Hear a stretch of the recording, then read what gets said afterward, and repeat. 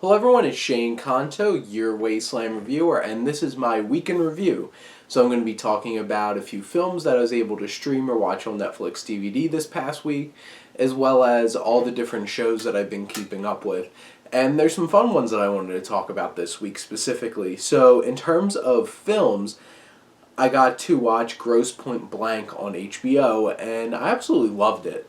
John Cusack brings a lot of charm and really clever wit to this film, and even the supporting cast with like a Dan Aykroyd, they're all hitmen, and this guy going back for his high school reunion, and people are like, "What have you been up to?" I'm like, "I've been killing people," and they're like, "Ha ha ha ha," but it's real, and this film it's funny, it's clever, and I really got invested in it, and I'd highly recommend checking this film out if you have access to HBO. I got to watch JT Leroy on Netflix DVD, and this is another indie film starring Kristen Stewart. It also has Diane Kruger and Laura Dern in it, and it's great acting in this film. Not everything completely clicks for me in this film, but it's a very interesting story, and Kristen Stewart really gives it her all as this woman who's disguising herself as this man who Laura Dern's been writing as for years, and now Kristen Stewart's portraying him in the actual world. And it's very interesting, the complexities of their relationship and how things get complicated and all these human connections that Kristen Stewart makes, and really coming into her own as this JT person, but the thing is, like, she's not really him. And it's at least an interesting film and a well-made film that's worth checking out. I also streamed The General, starring Buster Keaton, on Amazon Prime, and he was fantastic, and I'm not surprised that he's such a legendary physical comedian, and that just blank stare with everything, and him playing everything so straight and narrow, but all the physical comedy, and it's really impressive. There are some parts where it's like the story just gets a little repetitive because, for an hour and 20 minutes, it's like doing the same kind of things, but there's some really great set pieces, especially with the train and him trying to use a cannon to shoot a train in front of him, and the different boards, and him trying to pick them up before the train runs over them and falls off the tracks. So honestly, it was a pretty good week in terms of films that I got to watch, and over the course of the past week, I watched the whole entire run of Neon Genesis Evangelion, and really cool action, surprisingly deep psychological things in this show, and I can see why this is something that's really become a classic anime and how it's influenced so many things. I definitely saw the influences from this in like Pacific Rim, stuff like that, and how this show climaxes and ends is very, which is interesting because my friend Pat's like, it has that weird kind of ending like a 2001 A Space Odyssey. I'm like, that's interesting. And then I hit him like, dang, it really is though. The last couple episodes of this show really go out there. And if you're along for the ride and really clicks, it's something pretty special. And I would definitely recommend this. You could stream this on Netflix. I watched the series premiere of this miniseries, The Outsider, on HBO, and this is based off a Stephen King novel, and these first two episodes, which are written and directed by Jason Bateman. The show starring Jason Bateman and Ben Mendelsohn, and this show sets up a very intriguing mystery of this man, Jason Bateman's accused of killing a child. But the thing is, it's like, there's evidence that he wasn't even in town and all these different kinds of things. And there's some strange hooded figure who keeps popping up ever so often, and death usually follows. And it's very interesting, and at least these first two episodes hooked me enough.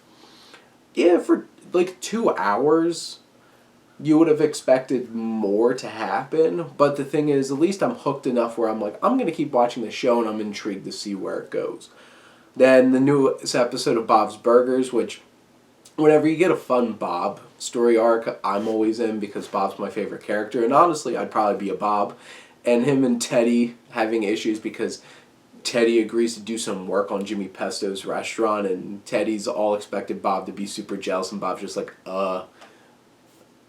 not really jealous, Teddy.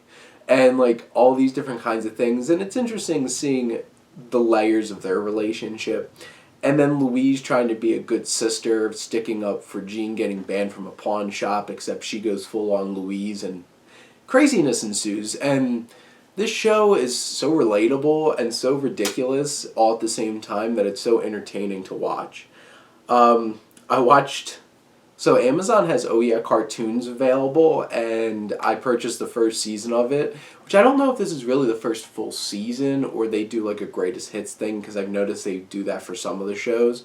But I didn't realize that Fairly Odd Parents was such a big part of Oh Yeah Cartoons, and all these little snippets in this first season of Oh Yeah Cartoons, I'm like, these are all pretty great Fairly Odd Parents episodes that are on the actual show, except it's like, back then it was, the animation was a little iffier, and you don't actually see Timmy's parents' faces, which is interesting.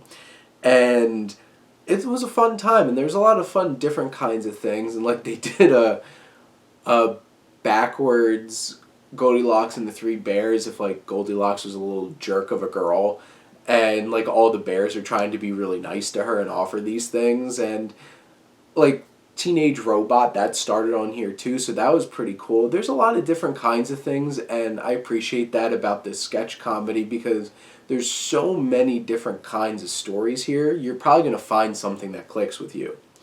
Then it was the season finale of Servant, and I'm not going to say much, but this was a great way to end this season, because it really, really set up this...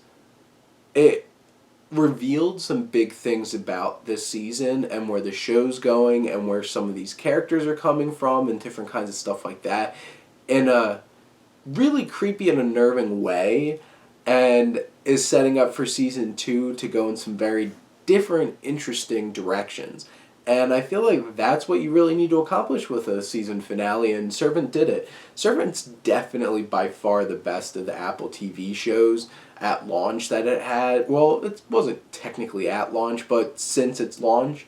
So I'd really recommend checking out Servant.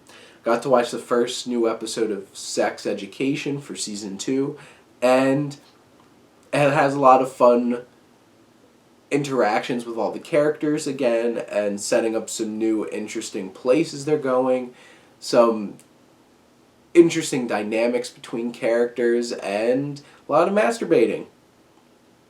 Yep, there's a lot of masturbating. And chlamydia in this first episode, which is always fun. But I feel like what this first episode sets up, some interesting paths for different characters in this season. You kind of get to see where their arc's going to be. And then I checked out the first episode of Little America on Apple TV, and this is a new show where like each episode they show this family in America, and this was produced by Kumail Nanjiani and Emily V. Gordon, his wife.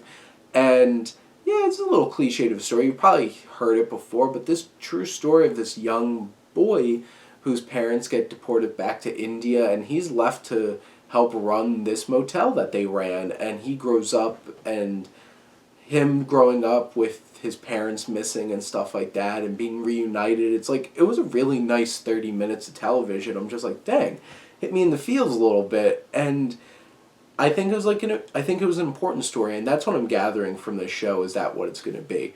But it's definitely worth checking out. So if you want to talk about any of the films that I watched, or any of the TV shows that I talked about in this video, please leave a comment below, and let's talk some movies and TV.